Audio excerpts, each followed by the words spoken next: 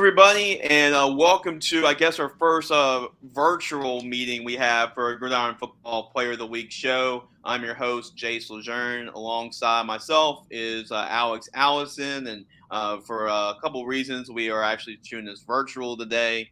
But hey, either way, you're still going to get the results. So still going to get the results on who does win the Gridiron Football Player of the Week for Week 5. Alex, we have another week of results, and another close finish between number 1 and number 2. Pretty excited to tell you the results. What do you think about this, Alex? Oh yeah, this is another really exciting week. Return to the battle we had between Nico Victorian and Jonathan Walker a couple of weeks ago. This one, I think, mathematically even closer when it came to the final tally of the votes. So this is a really exciting finish and a bunch of support for both of these guys, as well as a lot of different players this week. And yeah, let's just go ahead and get right into it. Absolutely. Let's go right into it. And I believe this week we have 14 nominees that we end up getting for Player of the Week. We go up to 15, so we're pretty much right at that number. We had probably about 40 nominations altogether throughout the week. But this is our most diverse list in terms of not only Louisiana, but other states being involved too. Alex, let's get the list kickstarted with number 14. At number 14, we have Rowan Bon with 7 votes. Yeah, and Alex was probably one of the 7 to vote for his man, Rowan Bon, who he raved about on Ball in the Boot. Even though his team did lose the game to St. Edmund, Rowan Bon did a little bit of everything for the Vikings and then some after that. 4 catches, 200 yards, and 2 touchdowns. That is his normal position at wide receiver. But he also completed 4 of 11 passes. He had to come in for the starting quarterback who was hurt. He completed 4 passes for 74 yards. He also ran the ball 12 times for 115 yards and 2 more touchdowns. And he played every snap as well at cornerback with what he was doing on offense with a PBU, 423 total yards and 4 total touchdowns, playing the entire game for Opelousas Catholic. So a crazy individual effort. They end up losing to St. Edmund 46-42, but an incredible individual effort by Rowan Bon. Yeah, they ended up losing the game, and he's not the only player from this game that we'll talk about today, and we'll get to Henry Summerin and St. Edmund later. And they had a great team effort, and Henry had a great game. But in my opinion, Rowan was the best player on the field. He was incredible. He had to be Superman for them to have a chance to win that game after the starting quarterback goes down. He even played punt return. He missed like a drive on defense because of cramps, but he played every drive on offense. He played almost the entire game. He played every snap in general. He was just always on the field, always doing something really important, whether it was breaking up an important pass, running 400 total yards of offense, punt return. The whole game was super impressive. You can hear me rave about him on Ball and in the Boot if you would like. I won't go into all of the details here, but yeah, he was incredible, and me and 6 other people all agreed, unfortunately. Yeah, come on, support Rowan, man. I mean, he definitely balled out for sure. He definitely deserves a couple more votes than that. But great transition. We go to number 13. Similar stat line as Rowan Bon, and a guy who's actually won our Gridiron Football Player of the Week before. Alex, tell us who's number 13. Number 13, we have Kavante Landry with 48 votes. Yeah, he was actually our Player of the Week last year, as I mentioned before Alex gave out the winner. So Kavante Landry, and like when he won Player of the Week last year, he did a type of similar Kavante Landry things, kind of like what Rowan Bon did almost in that sense. 12 carries, 138 yards, and 2 touchdowns rushing. 3 catches for 72 yards and a touchdown as well on offense. Then he also threw the ball, completed 3 of 4 passes for 61 yards and another touchdown. So he scored 4 total touchdowns on 3 different ways, catching a trifecta, right? Catching, throwing, running, and they still lost the game, just like what Rowan Bon did. 41-34. They lost a really good Sam Houston team, but Lafayette fine Kavante Landry's wasn't enough. But great individual performance. Once again, par for the course here on the Gridiron Football Player of the Week. Oh.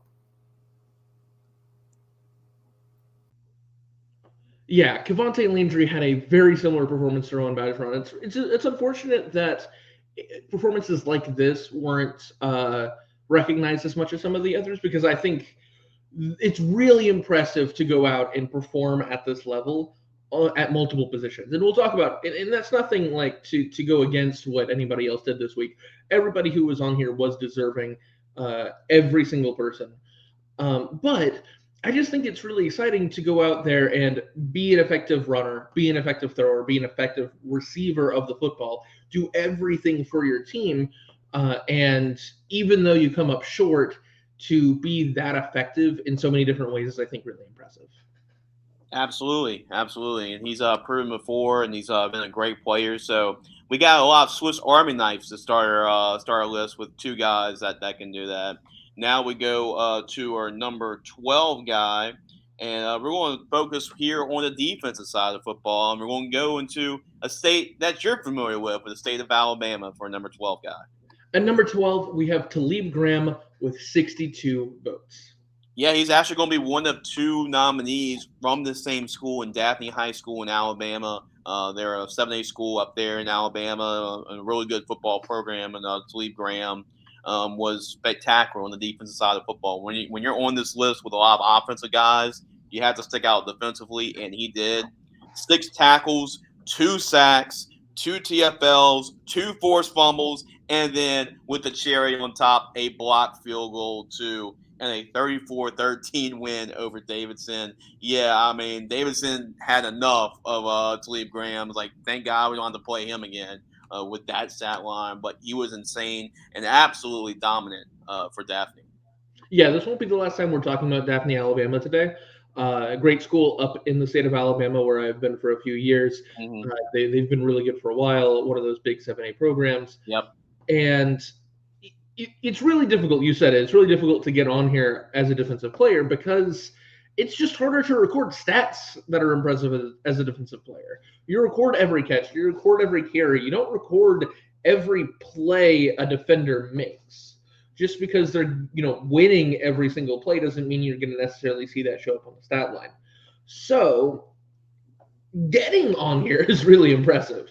And to record a stat line like he did with those 2 sacks, the blocked field goal, the forced fumbles, those are game-changing plays that he's making 3, 4, 5 of in a game on defense, which is incredibly difficult to do. And absolutely deserving of being on here. Didn't get, the support that he's gotten in years past as a former Gridiron Football Player of the Week, but still absolutely worthy and deserving of being recognized for his achievements. Yeah, for sure. I mean, great defense performance by him, and this may be a guy we even evaluate for our bowl game coming up as a senior defensive end with that type of stat line. Great performance for Talib as well. We go to a guy that we already talked about on the show before at the quarterback position, and we actually stick in the state of Alabama. We go to I believe our number 11 player for this week's Player of the List. At number 11, we have Landon Duckworth with 87 votes. And Landon Duckworth was on the list last week. And if y'all haven't heard of Landon Duckworth, he's actually one of the top quarterbacks in the 2026 class. He is a fun quarterback to watch, 4-star, and the guy's gotten offers from pretty much anywhere you can think of. So he's just doing Landon Duckworth things. That's what he did last week. He completed 12 of 16 passes for 336 yards and 4 touchdowns. He had just as many incompletions as touchdown passes. He added on to another 50 yards rushing and another rushing touchdown, so 5 total touchdowns for Landon Duckworth, 387 total yards along with that. And it wasn't like they were playing just an average Joe. They won 55-16 over a previously unbeaten team in St. Michael Catholic. So big win for the Aggies of Jackson, Alabama, and Landon Duckworth. Man, he's hard to stop, hard to defend, and he had himself another masterful performance last week. Yeah, he's one of those guys that I think college football fans are going to start hearing the name of in a few years. Once he gets there, he's of course a class of 26 guy. But Landon Duckworth, he was on the show a couple of weeks ago with a performance even more ridiculous than this, where he put up a passing number in the 5s, over 500 yards. So this one, more impressive from an efficiency standpoint and a yards per attempt standpoint, where he throws for over 20 yards an attempt, which is completely ridiculous. it's like, could you imagine being an undefeated team, going in, hearing all the hype about one of these 4-star quarterbacks? Oh, he's so good. You're like, nah, he's whatever. And then he just throws for 20 yards an attempt against you. Yeah, He yeah. just like shreds you. No questions. Like, you lose by 40. The game's over by halftime probably, and you just get obliterated. That has got to be demoralizing. And it shows you the sort of talent that Landon Duckworth is.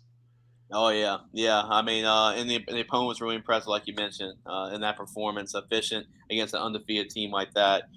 Man, Landon, why you had to do them like that? You know, they're riding high, undefeated. I mean, come on, you can take it a little bit easier on those guys, right? But yeah, he's definitely a talent for sure, no doubt about it. Now, Alex, we go to our top 10 now, and we're going actually after a couple Alabama guys in a row. We're actually going to go back to the state of Louisiana for this one, up north Louisiana. Alex, tell us who cracks our top 10. At number 10, we have Christian Maxi with 149 votes. Yeah, plays for the CE Bird Yellow Jackets, Christian Maxi.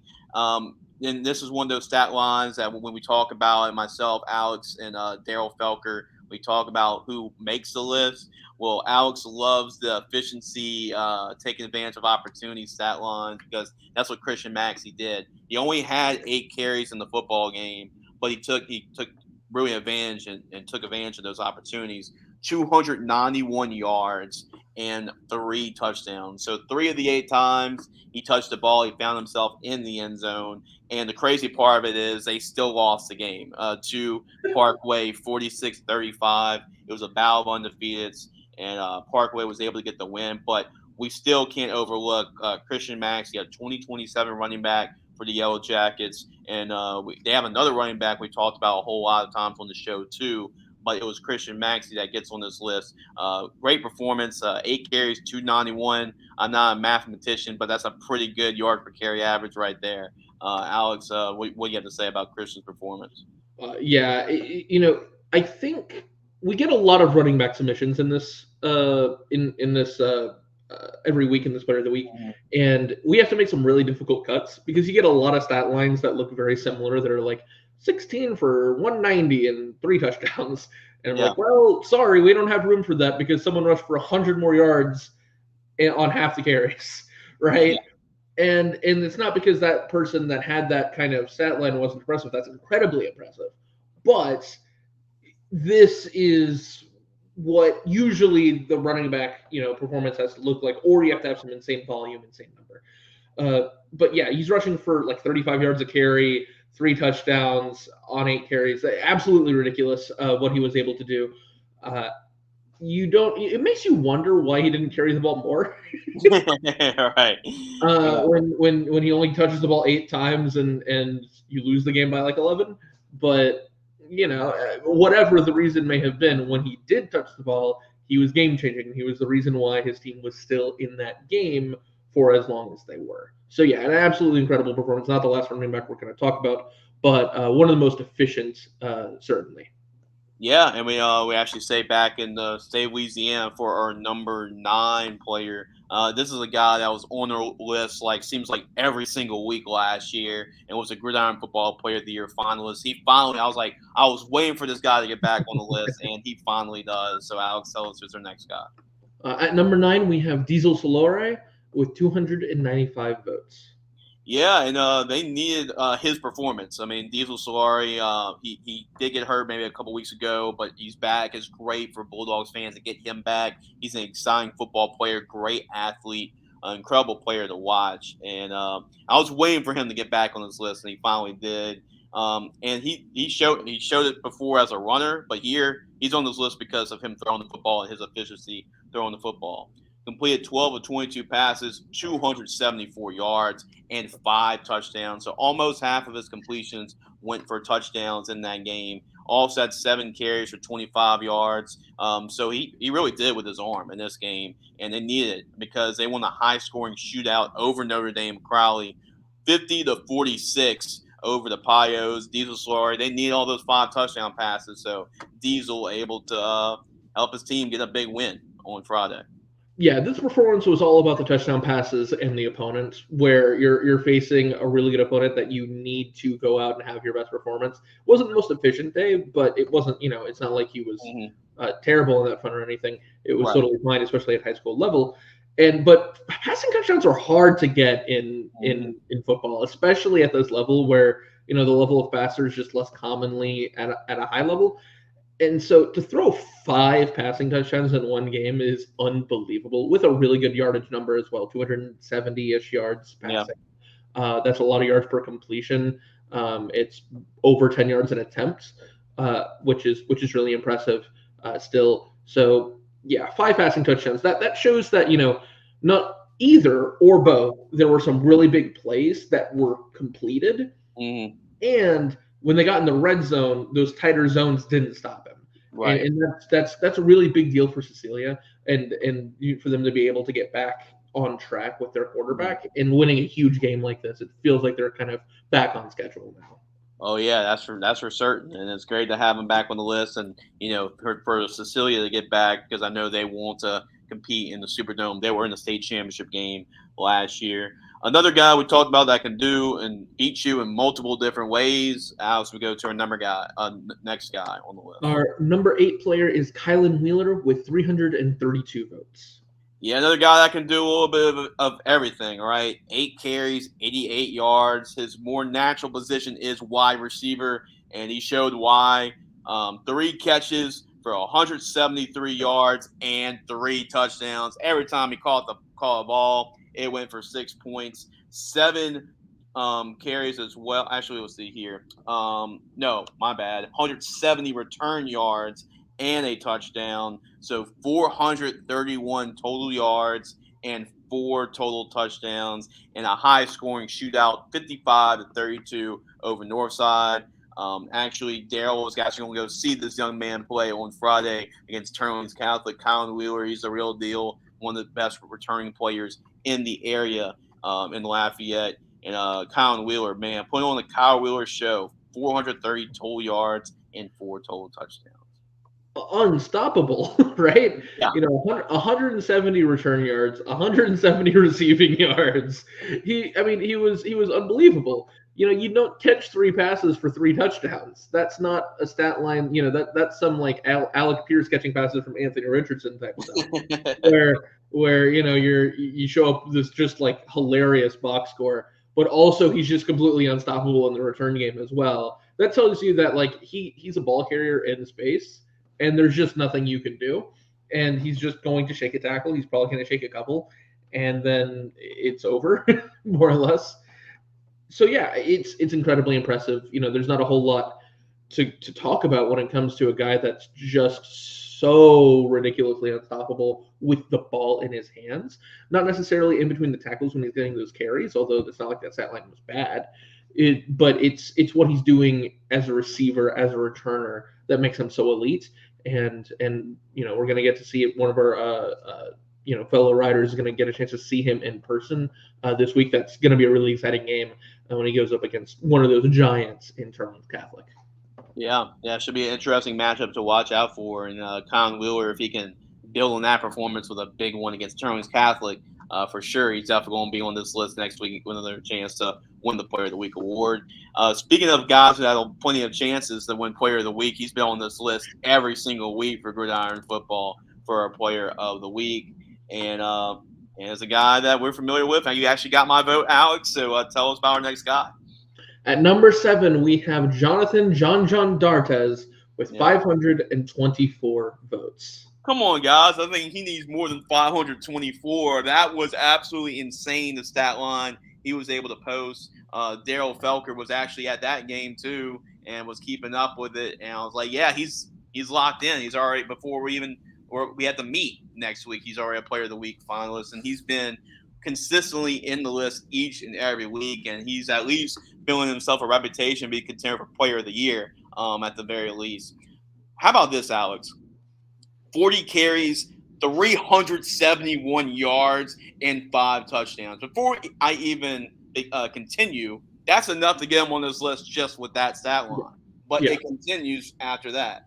He completed 6 of 13 passes for 209 more yards and 2 more touchdowns, accounted for 598 total yards of offense and 7 total touchdowns. And in the process, set 3 new school records in a 49-34 win over Riverside Academy. And the icing on the cake, Alex, is that they lost to Riverside last year in the semifinals, and that Vermilion Catholic got revenge with a big performance by Jonathan Darz. Sweet revenge for them on a team that looks like they're on a revenge tour in general. They didn't lose a lot of games last year. They only lost to Riverside, but for a career in John Darz that has been as impressive as it is over his career, for him to not have a state championship and for this team to not have a state championship is saying a lot about the competition they've had to face. But it feels like, it's his last chance. This might be the year. We'll have to see. We're a long way away from that. They can't think like that, but this might be the time. 598 total yards. That's a rounding error or a ball spot away from a number that starts with 6. We talk about guys getting in with 200 passing yards, with 300 rushing yards. When you get into the 400s, that's one of the most impressive games of the entire week. Once we've had a guy before that's hit 500. We're talking about a guy that is, again, a couple of feet away from a 600 total yard performance, which just never happened. Could you imagine being the opposing defensive coordinator? He's carried the ball 40 times in this game for 371 yards. Unbelievable. And so you're like, okay, well, we got to stack the box against this guy. Put 7 in there, put 8 in there, and then he just whoop. Oh, he can throw it too. Oh, he completed 200 yards passing. I mean that. Absolutely unstoppable against a really good Riverside team. That beat them in the playoffs last year. Yeah. It's absolutely unbelievable what he was able to do. I didn't vote for him personally, but that's because I was just biased towards the game that I went to. But this was a performance that was absolutely deserving of not just being on here, but really, really winning it. The fact that he only placed 7th. I mean, come on, guys. Obviously you could vote for whoever, but this guy, and we said it before, this is his 3rd consecutive week being on here. So he keeps putting in performances like this. Maybe, the support will increase. We'll have to see. But yeah, what an unbelievable performance from John. Yeah, it's going to come, guys. It's going to come. Just keep on voting like John. Just keep on doing John things. And eventually he's going to have to win sooner or later because but a good start because this is the highest he's been on this list. So at least that's something. Maybe they can carry on that momentum next week, and so John can finally win the award. But yeah, I believe we're going to our top 5, right, Alex? Number 6. We'll go to number 6. So we go to number 6. We're going to stay in Louisiana with our next guy. At number 6, we have Keelan Lemoyne with 985 votes. Yeah, so McKeown Lemoyne, we actually talk about Tristan LeBlanc a whole lot on this show, who also plays for Elton, has been on this list. But it's McKeown's turn to shine, a young running back, only a class of 2027 running back to be precise.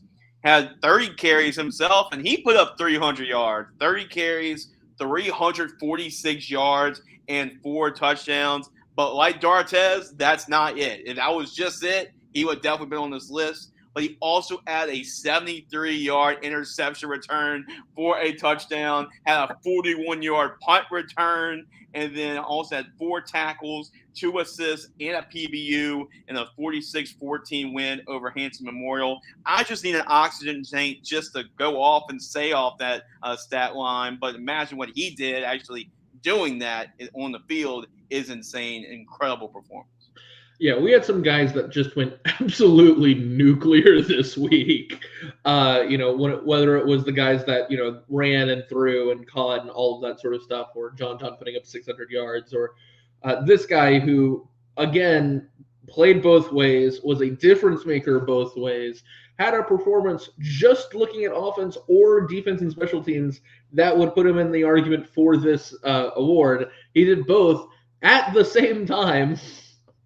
In the same game, absolutely ridiculous. To think that, you watch, and this is something that we sort of see sometimes when a guy goes two ways. That you're like, okay, well, he just ran 8 times on this last drive.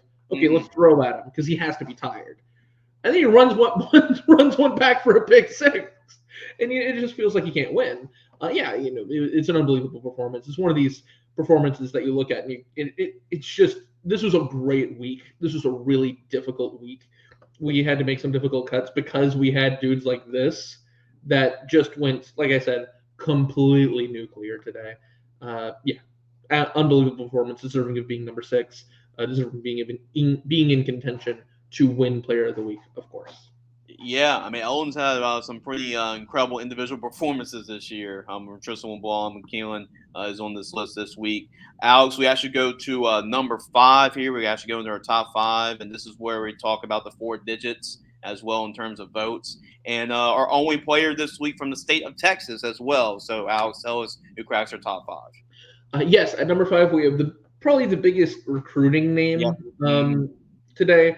Not the much maligned tackle for the Arizona Cardinals, Jonah Williams with 1,052 votes. Yeah, not that Jonah Williams. Jonah Williams. This is Galveston Ball High School Jonah Williams. Yeah, that guy who's a 5-star Texas commit for not only football but baseball as well. He is a stud. And Jonah Williams, like Bo knows when Bo Jackson can pretty much do about anything. Well, this is pretty much Jonah Williams too. I feel like he picks up a hockey stick, and I think he'd be pretty good there too. Like, that's how good of an athlete this guy is. 11 tackles, an interception as a safety. A lot of people are recruiting him for that position. Also, say, hey, I can catch too. I don't know why you throw it to him only one time, but he has 1 catch for a 34-yard touchdown as a receiver. And by the way, I can return kicks too. A 97-yard kickoff return for a touchdown, a 41-10 win over Port Arthur. So he had an interception as a safety, a 34-yard touchdown catch, a 97-yard kickoff return for a touchdown, drove the bus, handled the water. It was ridiculous. Jonah Williams. There's a good reason why Steve Sarkisian, the Texas Longhorns, like him so much. Yeah, we got a lot of bus drivers on the on the Player of the Week this week. We had a bunch of guys that put up stat lines that just, they did absolutely everything, right? And Jonah's no exception. This is one of those defensive performances where you said, like, well, why did they only throw him the ball once? It was probably because he was too busy being maybe the best safety in the country at the high school level, right? Like that. When you're talking about a guy that's being recruited at Texas, that's the air that you're talking about, right? He's a superstar. That he can do stuff with the ball in his hands. Of course, he can do stuff with the ball in his hands. Do you think Minkin Fitzpatrick can't do stuff with the ball in his hands? Yeah. I think so. Like, he's he kickoff returns, picks, whatever it is, and then he catches a touchdown too, just to show he can do everything. He's going to play safety almost certainly at the college level, but at the high school level, you probably could put him at that's exaggeration. I was going to say you could put him at center or something. You'd probably figure it out, but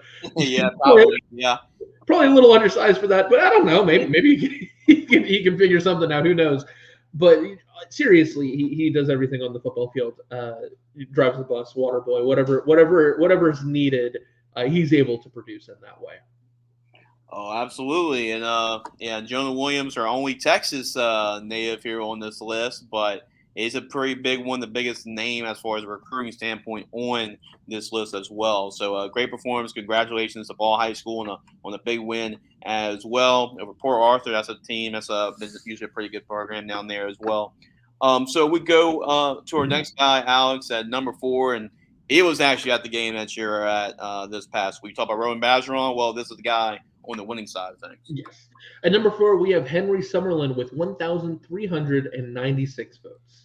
Yeah, Alex was there to see it in person. Huge win for St. Edmund. We had to talk about Coach Shiver was able to get a big win, first time in 8 years that they were able to defeat Opelousas Catholic.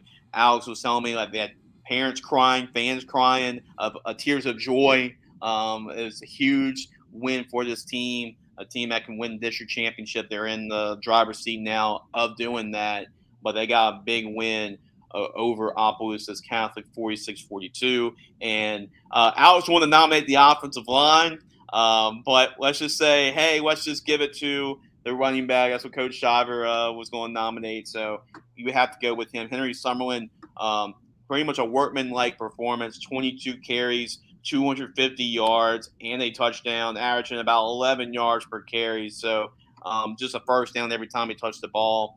Had a 73-yard run as well in the win. Alex, you were there, so talk about Henry's performance. Yeah, there's a lot to talk about here, and I'm going to try to be quick about it because I talked about it a lot, again, on Ball and on the Boot. But this was a difficult game to nominate for. Rowan Bon obviously had a Player of the Week level performance. But it doesn't – there's something, especially going to that game, there's something that doesn't feel right about giving the losing team a spot here and not giving somebody from the winning team a spot when it was such a monumental win against such an important opponent for St. Edmund. But it was difficult to find the specific player. And I think, your initial reaction hearing that stat line might be that it's a little bit underwhelming compared to the other running backs that we talk about, right? And he's not the last running back we're going to talk about on this list. Because, I just talked about how high the level is, where you have to be, 8 carries, 291 yards, those kind of performances. Mm-hmm. If you just told me he had 3 touchdowns instead of 1, did nothing else, or 4 touchdowns instead of 1, now that's a Gridiron Football Player of the Week performance. Right? 20 carries, averages a first down, 250 yards. Yes, absolutely. The thing that feels weird is the touchdown number. Dude got vultured. I was at the game. And the important thing is we can't do that with every game. It's just the facet of going to one game a week. I can say that because I watched the game. Right. Quarterback Kane West, who didn't have a performance that would make it here because he only completed 3 passes, had 70 yards, but he had 3 touchdowns. Right. It's kind of balanced. Those were all goal line plays. The only touchdown Summerlin had was the big 70-yarder that he was able to complete on his own. Yeah. So he was the workhorse. He was the engine of the offense. And like I said, I wanted to give it to the O-line, but it's difficult because it's one Player of the Week. Yeah. So, we got one of these patches we got to give to. Right. So one player might not have had the single stat line, but Summerlin was the guy who I think was the most impressive. And this was a great team performance for St. Edmund. The wide receivers were great, the O-line was great, the quarterback was great. But the running back, Summerlin, was the engine. Absolutely deserving of being on here. He had a great performance, even if the stats weren't quite as impressive as they could have been. Had a couple of things just gone slightly differently. But this is in some ways this is also a team award because the O-line was so good. And that is in many ways what made the difference in the game. And everyone around there, whether it's Summerlin, Kane West, Moran, and Oakland, the whole offensive line, this is the defense too. Remember, this is a 1A school, so a lot of these guys are playing both ways. They played well too, even though the score was high scoring. Again, I go into it more in depth on Ball and the Boot, but huge props to that entire team, regardless of who got the spot here and who made decent strides, finishing 4th to try to win Player of the Week as well. So I just want to give a shout out to the whole team and kind of explain the thought process for this as well. So congratulations to him, of course. Yeah, for sure, Alex. And now we're getting down there. We're getting to our top 3, and we're going to go back to Alabama, and we're going to go to Scottsboro, Alabama for next guy. At number 3, we have Jacoby Edmondson with 1,413 votes. Yeah, and he had a pretty good performance too. I mean, on here he had 18 carries, 256 yards, and 4 touchdowns, averaging 14 yards a carry. I mean, we talk about Henry Summerin averaging 11 yards per carry, but he averaged 14 yards per carry, 250 yards, and he had the touchdowns, 4 touchdowns as well. Pretty impressive performance by a junior running back in the Scottsboro area. 40-7 win over Brewer to get the win. So Jacoby was a big reason for that performance. So pretty impressive once again, cracking our top 3. We talk about the running back stat lines that feel a little bit more normal for this show. Case in point, almost the exact same stat line, a few fewer carries, but almost the same yardage, just with the 4 touchdowns you would expect. And it's a great performance. It's a great out-of-state performance, both in terms of the game on the field as well as in voting. And we're going to talk about that more in a second, but I just want to say quickly that the entire out-of-state groups made a much larger dent this week than they have in the past, which is awesome. And I hope we can see more of that and see kind of Gridiron Football, the Player of the Week show expand a little bit in its reach. Right. I think that's been a great thing from this week, and we'll talk about that more in just a little bit. But yes, a great performance. Number 3, super deserving, Jacoby Edmonson. This is one of those running back stat lines that in the sea of 8 million guys that go 18 for 190 and 2 touchdowns or whatever, this is the one that rose to the cream of the crop and made the list because it was that impressive. And before we go to our number 2, because it came down like it's been a couple weeks, it's come down to 2 guys. I just want to say before we go into number 2 and number 1, I want to appreciate everybody that's donated once again. We had another big week. It was one of our biggest weeks we've had in terms of votes, donations. Like I think we've raised about $2,000. And remember, like all the votes, even though all the donations going towards the voting, every dollar is 10 votes. It's also the money is for a good cause. It's going towards the Gridiron Football All-American Bowl game. It's going for 4 MVPs, for the 4 MVPs of the game. That's just going towards college scholarships for them. So what y'all doing as far as donating is not only for your favorite player, but it's going to a great cause as all the money is going towards the Gridiron Football All-American Bowl game. So we appreciate everybody that's donated. I know a lot of people from both these 2 communities that we want to talk about have donated, have voted a lot. So appreciate all of them for their support, and we can't thank y'all enough. So we really appreciate it from us at Gridiron Football. Alex, let's get down to it. Let's see who's number 2 on our Gridiron Football Player of the Week list. In what is, I believe, the closest race so far this season, our number 2 is J.J. Tibido from Daphne, Alabama, with 11,947 votes. Yeah, that would be enough to win pretty much majority of any other week. But it's just kind of the luck of the draw sometimes, right? And J.J. Tibido, which is a Louisiana name, which is bringing the 2 together, right? But he's playing quarterback for Daphne, Alabama, talented young quarterback, and has a chance to be on this list and chance to win plenty more years to come because he's only a 2027 quarterback. He's only a sophomore. So he's still got plenty of opportunities this year and the rest of his career to win Player of the Week. But huge kudos to Daphne, to the Trojans, for coming in and voting. Really, they've done an excellent job. Made us really towards the end very competitive with who won Player of the Week. JJ was phenomenal. He completed 10 of 14 passes for 216 yards and a touchdown pass. Also did some damage on the ground, 7 carries, 72 yards, and 3 touchdowns. Just a hair short of 300 total yards, 288, and 4 total touchdowns. This is the second guy we talked about earlier that was a nominee for Daphne High School. So a pretty good day for the Daphne Trojans. 34-13 win over Davidson. J.J. Tibido just coming up just short of winning our Gridiron Football Player of the Week this week. Yeah, this was the big shot that one of the out-of-state schools made, right? That we were talking about earlier, how they just in general they had a lot higher placements than we've seen in the past. With Jonah Williams also making a good dent here, but this was the closest race so far, and they came just short, but they made a great effort over in Daphne. J.J. Tibido had one of those performances that just was all around really impressive, and that school is going to continue being this successful, especially with him as a sophomore in high school. They're going to get a couple more years out of him, and if this is where the starting point is as a sophomore, the sky is the limit for this team. They came up just short, but it's really great to see one of these out-of-state schools that is reaching out and trying to make a difference, trying to win one of these weeks. Huge kudos to them. It's super deserving, great, impressive performance. Oh, yeah, it definitely was. And Alex, it's time. It's time for everybody to know who the Gridiron Football Player of the Week is. So drum roll, please. Alex, who is our Gridiron Football Player of the Week for week number 5?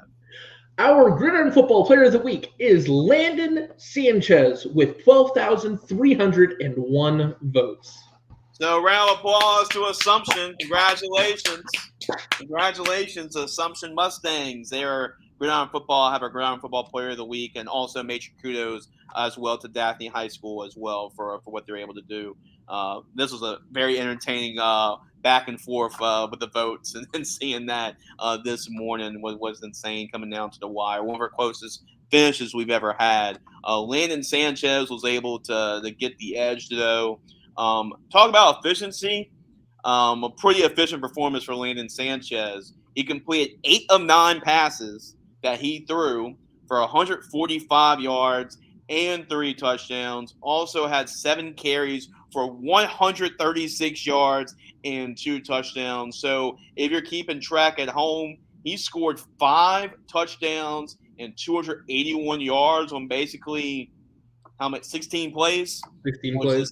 16 plays. So incredible efficiency as Assumption, able to get a 55-7 win over Morgan City. And it's hard to play better than that. Landon Sanchez, and he deserved to be on the list and deserves to be Player of the Week. So incredible performance. That's back-to-back quarterbacks now that have won their Gridiron Football Player of the Week. It looked like it was going to be a little slow start. It's like, hey, when did the quarterbacks factor in? A little bit of a run right now with back-to-back quarterbacks with Jerry Botley win last week as well.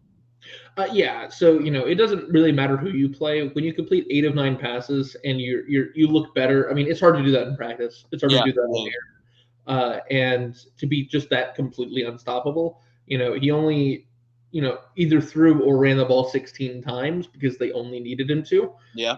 Because they were winning the game 55-7 by the end of it. Right. And every time he touched the ball, a big play happened, averaging like 15 yards a play, averaging, a third of a touchdown every time you touch the ball. Yeah.